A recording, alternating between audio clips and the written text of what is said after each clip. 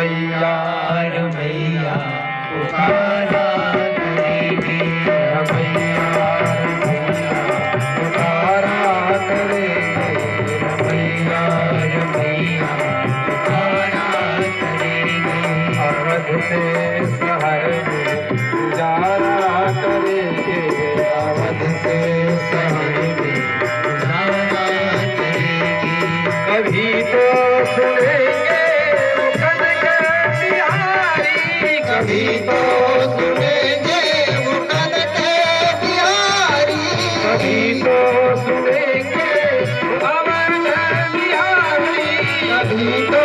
सुनेंगे वो अवध बिहारी, उन्हीं के चरण में गुजारा करेंगे, उन्हीं के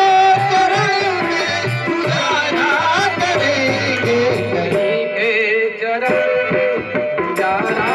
करेंगे, उन्हीं के चरण में गुजारा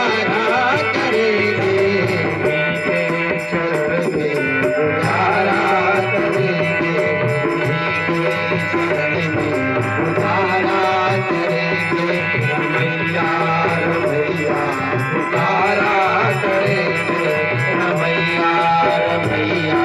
पुकारा करेंगे, रमैया रमैया पुकारा